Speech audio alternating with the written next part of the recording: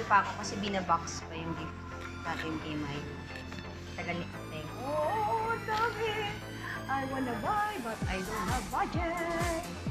Buti na lang kung hindi.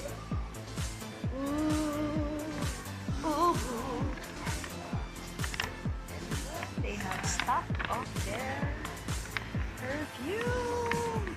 Yay! Finally, may stock na ng BTS Perfume. So, I guess I'm gonna buy one because I'm crazy. Sobrang bango nila lahat. Grabe. Si Jid daw ang bestseller. That's why it's sold out.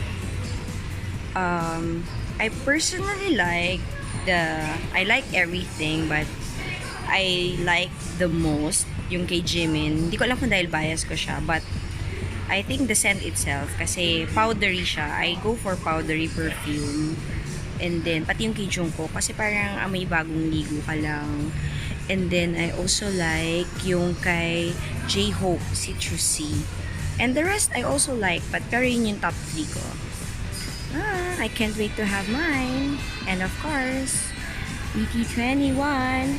I'm actually here because I'm buying a farewell gift for a friend.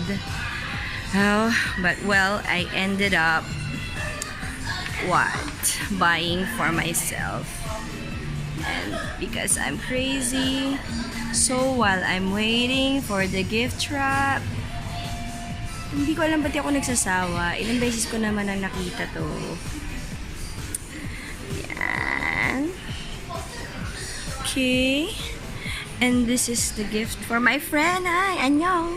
She's a Jimin bias also.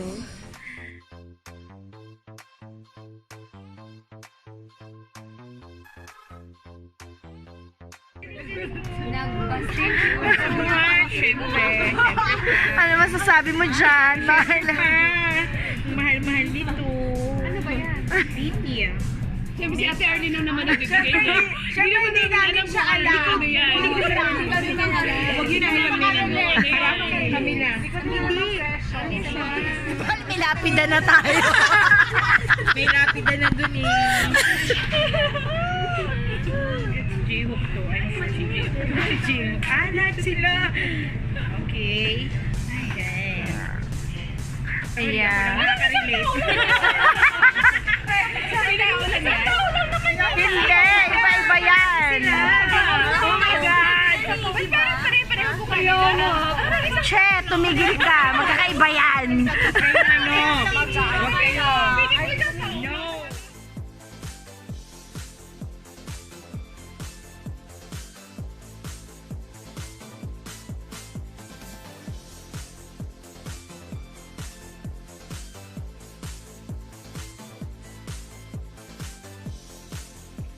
Hi!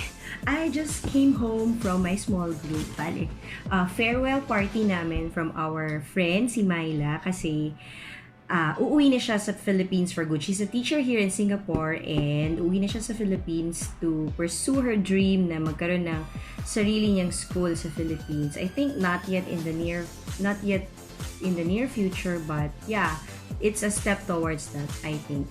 So, ayun. Why am I having this video? Well, I'm very excited kasi kanina, when I was buying a gift for her, one of the gifts that we bought her is a book, and then another one, since she's an ARMY like me, pareho kaming baliw sa BTS, so naisip ko, magdagdag ako ng gift, which is yung BT21 from VT Cosmetics. And guess what? Pagdating ko doon, may stock na sila, no?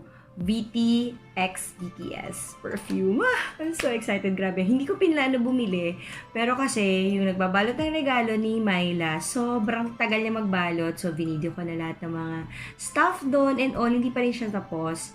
So, ayun, tinawag ako ng perfume. Sabi nga, nakanta ni Shasha Padilla.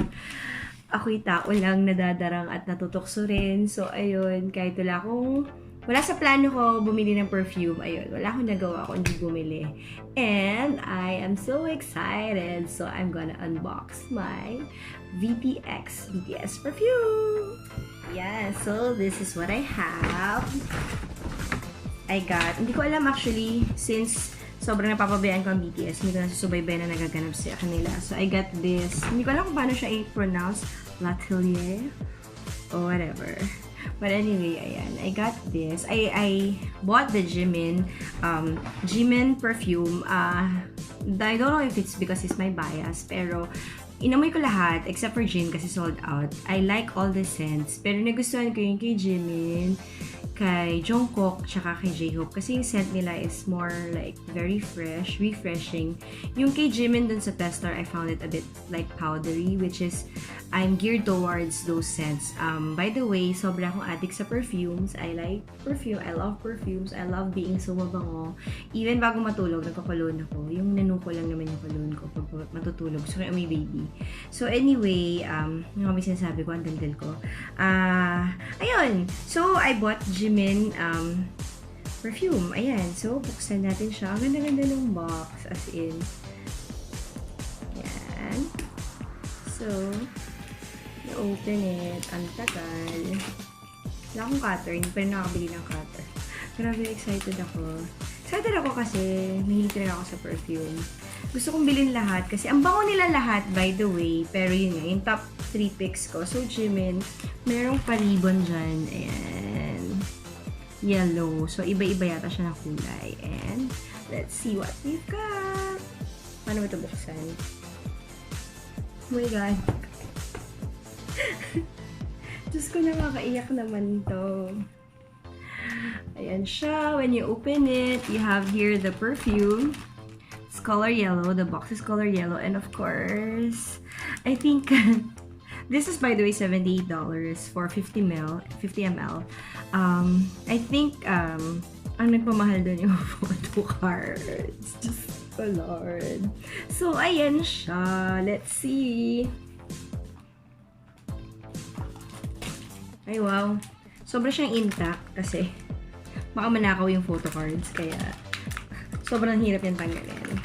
So, oh my God, teka, baka malukot. Ah!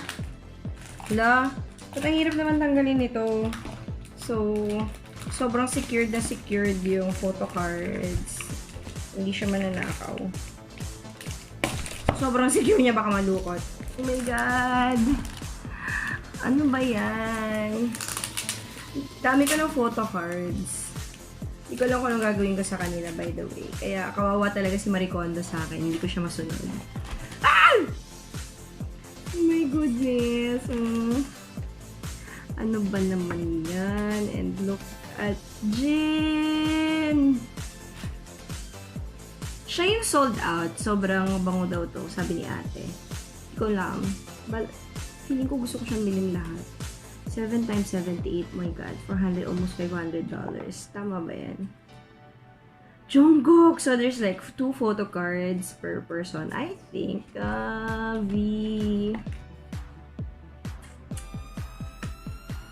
yung nasa likod? Oh, yeah. Yung whatever is the perfume pertaining, with respect dun sa BTS members, Eau de Poudre. Hindi ko maalala yung mga scent. Pero ang naalala ko kasi yung kay Jimin, powdery. Well, sabi nga niya, hindi ko na pa na-pronounce yan, pero feeling ko powder yan. Ano yan, si Jimin. Sobrang excited i-unbox. Hindi ko na-research kung paano siya i-pronounce. And then this is Jhope. Citrusy. Yan. Ooh, the citrus. Yan, citrus si Jhope. So, nagustuhan ko rin yung sa kanya. Siya kanya yung top 3 ko. Yung kay Jungkook, by the way, is Ocean something yung title. Very refreshing din. Oh my God, look at Namjoon. Ang pogi ni RM. Sobrang manly ni RM. I can't believe na tinawag ko siyang chararat dati, pero sobrang gwapo niya. And this is Suga. Grabe naman kasi, ba't sila? Ang hirap ng pitong minamahal mo. Uy! Wow! 7 yung photo cards ko. Nagdoble. Hindi ko alam kung error to. Pero like, it's like super duplicate. So, yeah. Oh, nagdoble. Si Suga pa talaga yung nagdoble. So, he's my bias also. Ayan ang photo cards. So, importante talaga. Actually, yun talaga yan. 78, I think siguro yung half the price is. So, So, ito yung kay Jimin. It's color yellow. So, naamoy ko na siya kanina. So, I still have about 3 perfumes there. Sobrang mahilig ako sa perfume talaga. And one of these days, I plan to make my own perfume. Meron akong inaay na perfume class dito sa Singapore. So, I'm gonna try it out. Probably take a video also when I get to have to attend a class. So, yan. I'm so excited. I'll probably use it tomorrow. Gusto ko talaga pag gusto ko sobra akong laging mabango. There you go. Actually, kung tutuusin, sobrang basic lang niya. Parang feeling ko parang kaya ko lang din i-focus deeper na. Pero lololo ko lang talaga tayo. But dahil BTS siya. Ang bango, grabe. Sobrang amoy. Sobrang refreshing. Ayokong gamitin. A little bit.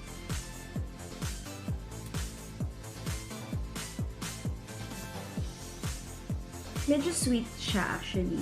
Sweet powdery. I'm not a fan of sweet scents, but hindi ko lang kung nasa psychological lang ako nito dahil kasi kay Jimin siya, pero it's so refreshing. I love it. So, I'm gonna use this tomorrow. This is going to be my scent. And dahil ang kulit-kulit ko doon at bilang marami naman akong binili, kasi binilan ko si Myla ng Mang lipstick, Mang lip tint, and Mang chick tint. Ayan, binigyan niya ako ng libreng standee. Hindi ko naman ito pwedeng galing sa office kasi as a project manager, dapat medyo parang feeling mo at tapang mo kasi nagmamanage kang project. So, pag nakita nila to sa desk ko, baka hindi na ako respetuhin ng mga tao. Hindi lang bago lang ako sa office. So, let's be low-key. Dito ko na lang siya siguro sa bahay. Actually, wala naka-display na BTS dito. And ayan, I bought sheet masks. I'm a fan of sheet masks also kasi naka-refresh siya and syempre, maganda siya sa skin, for your skincare. So yeah, I'm gonna try this. Maganda daw to, sabi nila. So, let's see. Yep, that's what I have. I'm so excited.